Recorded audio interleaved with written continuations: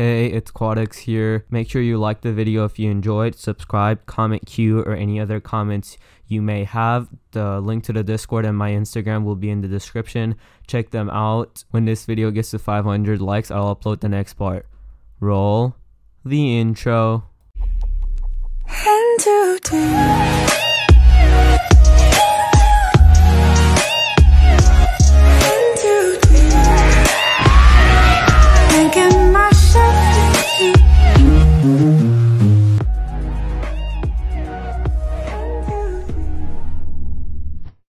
Chapter 3. A Reluctant Return. Sandem and his guests looked at each other momentarily with no words being exchanged between them. After a brief moment of silence between the two of them, Sandem spoke. "Senju Tsunade, it's been a long while." "Yes, it has, Sarutobi-sensei," Tsunade replied to her former sensei. She was currently in her late 30s and was known by many as the sucker. I was gonna make a joke about that, but trying to stay monetized. "One of the legendary Sannin," Tsunade remarked. "The Anbu you sent to find me told me that a terrible event happened here a week ago. Judging from the damage and the looks on the people's faces, I'd say a lot more has happened than what the Anbu was willing to let on.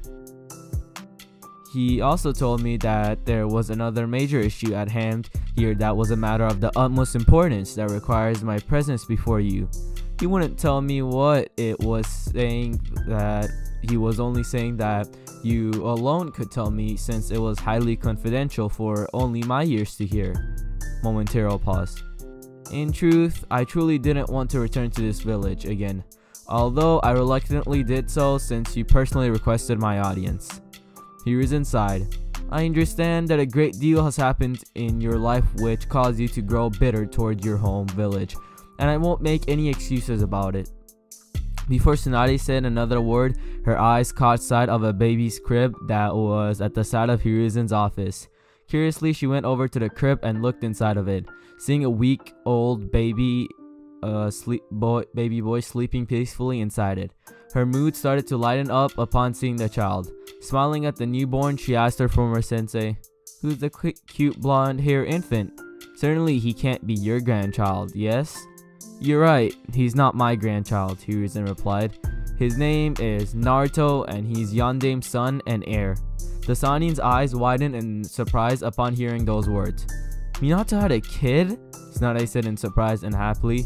"Speaking of Minato, where is he and his wife Kushina? Is Yandame out on some diplomatic business trip in another village with you covering for him here? Especially after everything that's happened, and where's the boy's mother?"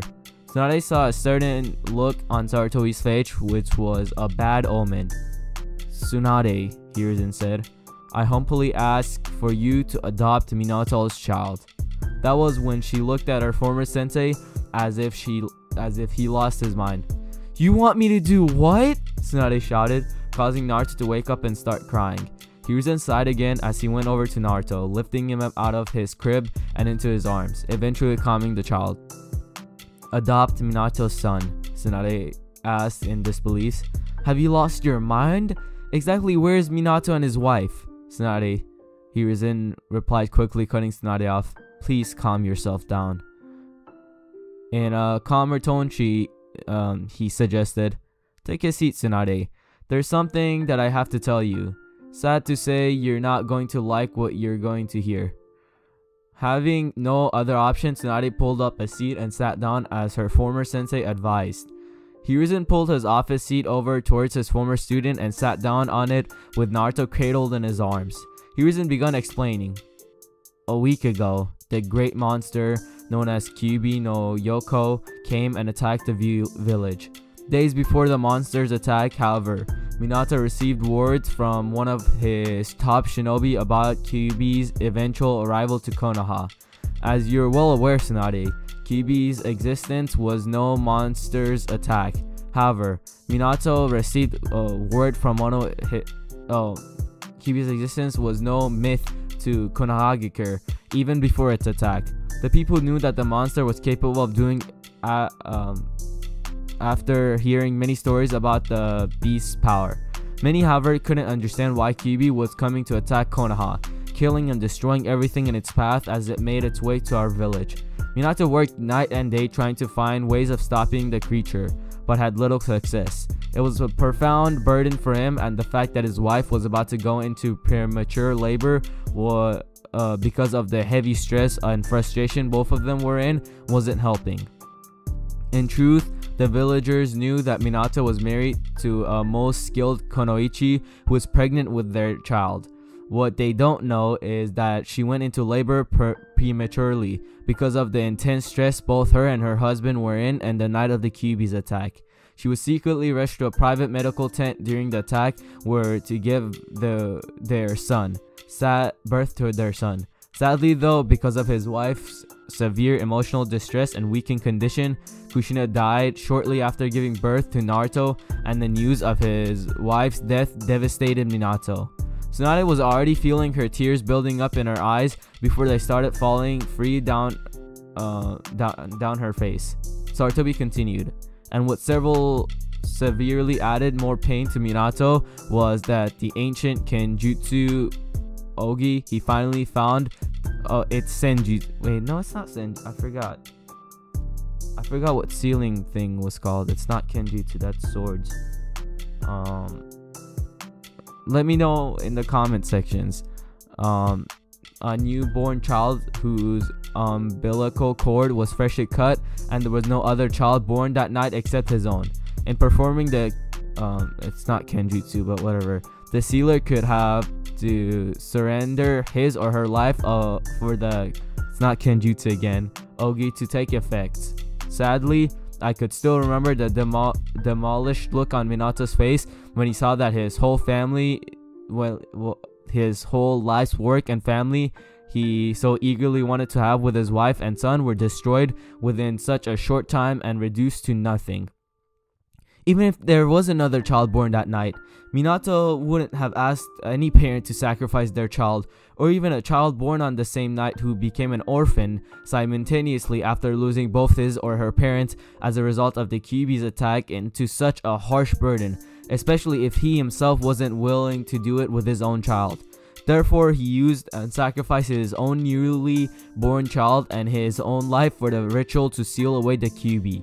It was a tragic and cruel burden that broke Yandame's heart, knowing that he lost everything he held dear all in one night.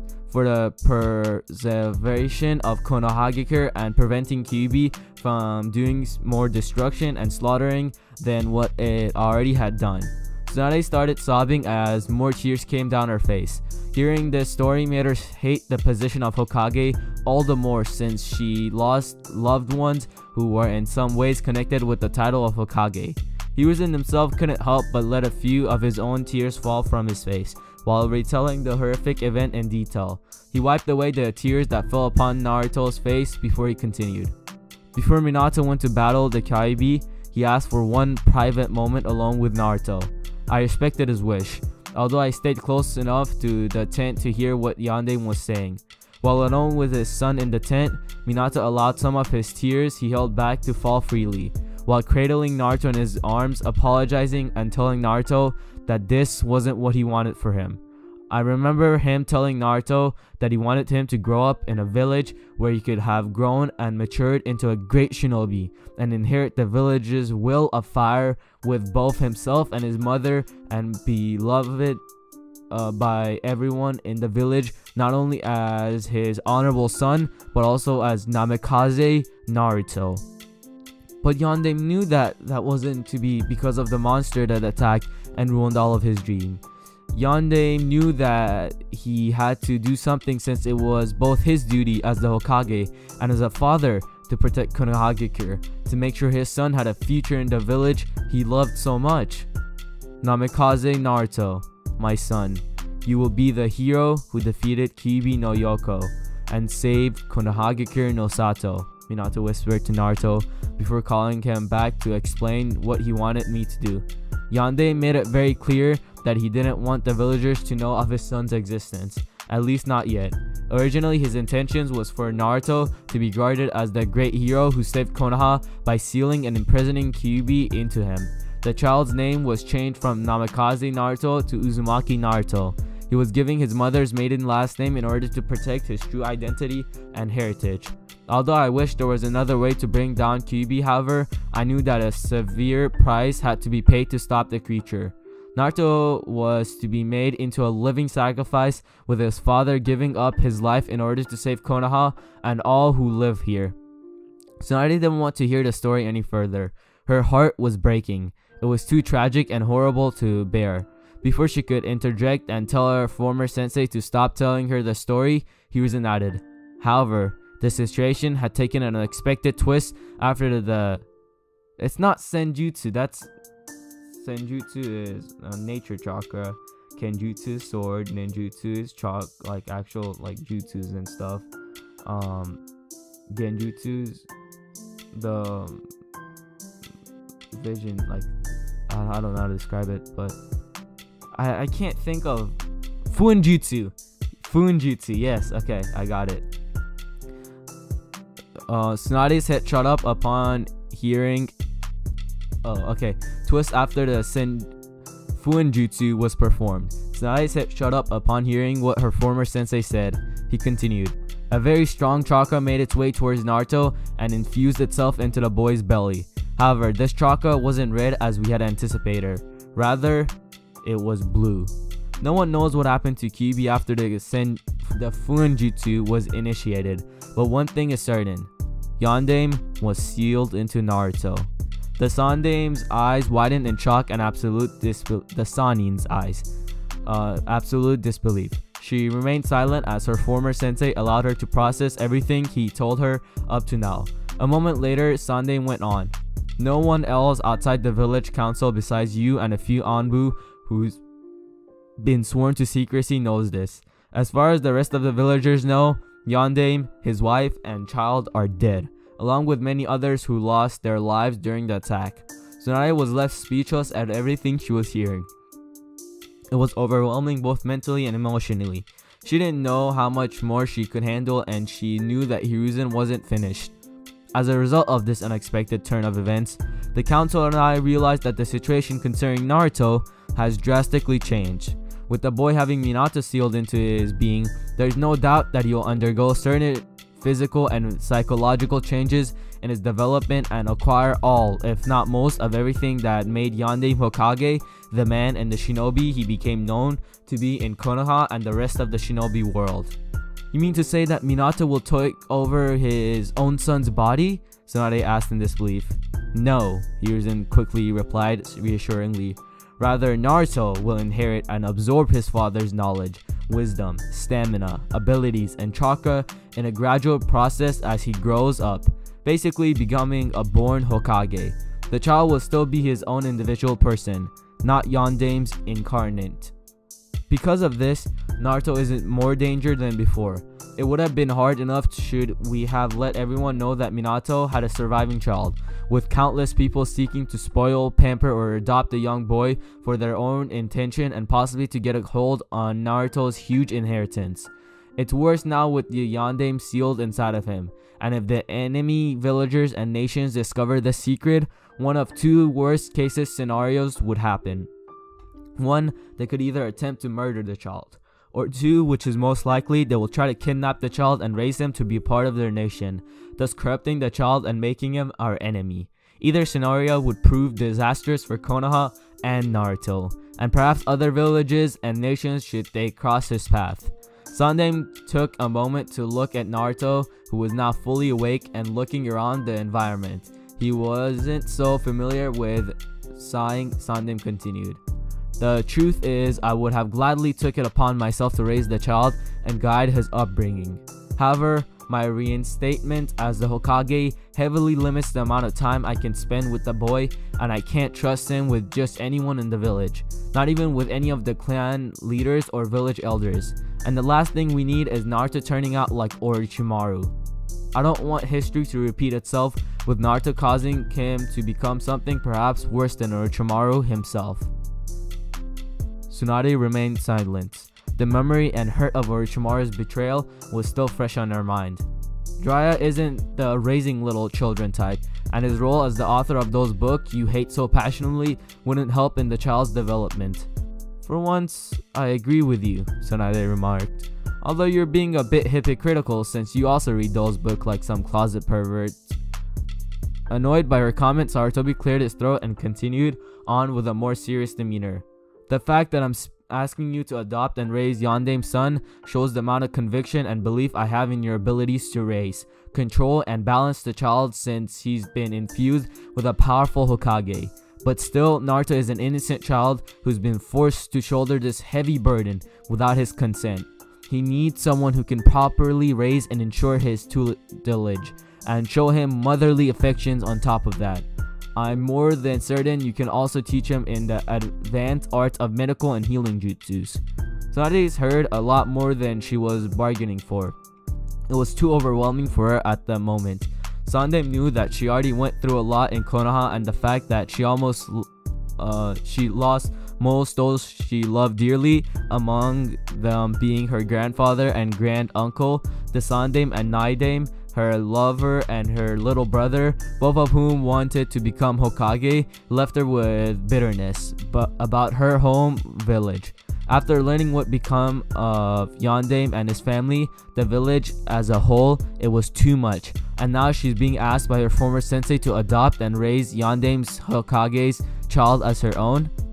I need some time to think about this, Tsunade honestly admitted, with the most calm demeanor with mixed emotions in her voice. Hiruzen didn't argue with her and replied understandably. I understand, Tsunade. Take as much time as you need. Tsunade reached out to Sarutobi, signaling to him that she wanted to hold the child. Complying, he handed Naruto over to her. She cradled the fully awakened child in her arms, who seemed to be looking at her in wonder. He yawned and closed his eyes for a moment before looking at her again. Only a week old, and already you have to carry such heavy burden. Tsunade said softly to Naruto as a few tears slid down her face as he gurgled. Hiruzen smiled and watched the scene quietly. Mother and child, seeing his former people smiling brightly down at what he hopes will be her son, soon to be adopted son, made Hiruzen suddenly overcome with an overwhelming sense of hope for the future. It was odd how, even in the aftermath of the bleakest days, he found such a glowing sight. He didn't know what the future had in store for these two, but he was grateful that Tsunade was at least willing to consider adopting the child. Dang, that was a lot harder than I remember it being. I don't know why I messed up so many times. It's like you don't record for 3 days and you're depressed and you just forget how to read. It's weird. But I am back now, and I promise to relearn how to speak English. I promise. Roll the outro already. Wanted a bitch who was on the move, but you on a goddamn late. Got that one in my bed and she just wanna sleep. Fucking up all of the sheets. She only wake up to eat. Do this shit every week. Like why you do that? Crying you wanna be great, but sleeping until the next day. Why you do that?